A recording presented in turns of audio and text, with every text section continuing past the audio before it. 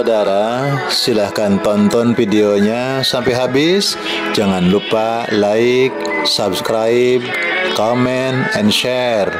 Itu tidak akan merugikan Anda dan justru akan menambah pahala dan kebaikan bagi Anda.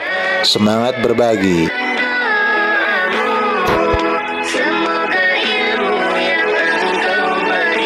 Pak Ustadz, kan cukup dengan taubat saja Pak Ustadz. Ada kan begitu? Nggak perlu qadha sholat, kan ada dua pendapat Pak. Orang meninggalkan sholat itu berdosa. Cara menghilangkan dosa apa? Ya taubat. Maka ada orang tidak mengqadha sholat, dia tobat saja, berjanji ke Allah, ya Allah nyesel aku nggak sholat kemarin-kemarin, sekarang saya berjanji untuk menjaga sholat, saya mohon ampun ya Allah, nyesel aku. Itu namanya tobat. Tapi ada orang tobat iya, qadha iya. Kenapa? Karena memang ada dalilnya. Masalahnya ada dalilnya.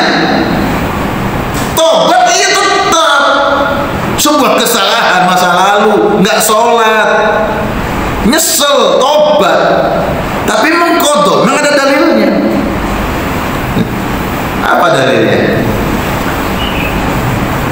Siapa ketika Nabi bertanya kepada para sahabat, hadisnya sahih, wahai para sahabat, kalau engkau punya hutang, lalu engkau sudah punya untuk membayar hutang itu, apa yang engkau lakukan? Ya Rasulullah, kami segera membayar hutang itu. Nah gitu, hutang duit, hutang apa? Lalu kata Rasulullah, begitupun hutangmu kepada Allah Subhanahu wa ta'ala. Kalau kamu punya hutang kepada Allah, segera bayar. Termasuk hutang sholat. Fal yusalli idza dzakaraha. Sholatlah ketika engkau sudah ingat.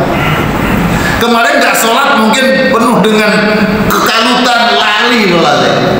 Nah sekarang udah sadar, sholatlah ketika sudah sadar.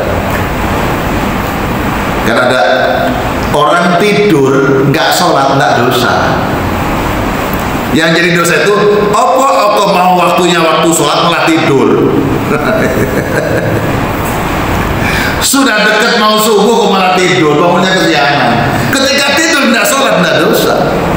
Ketika bangun segera ambil wudhu, sholat.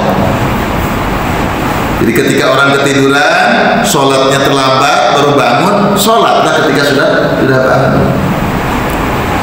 Orang yang sembuh dari kegilaannya, dari siumannya, ya, pernah kami sampaikan, orang yang tidak sadar pada saat waktu sholat. Katakanlah zuhur dia nggak sadar, asar baru sadar, zuhurnya diqadha. Tapi kalau orang gila itu bebas sholat, nggak dosa. Makanya sampai kalau pengen nggak dosa, itu pilihan. Orang gila itu mau diapa-apaan, mau dihina, disakiti, dia nggak dosa. Masya Allah, jaminannya surga. Makanya kalau pengen jaminan surga, ya itu pilihannya. Para jamaah yang dimuliakan oleh Allah, bahkan Rasulullah SAW mengqadha sholat rawatibnya itu di waktu yang dilarang. Waktu yang dilarang itu ada berapa?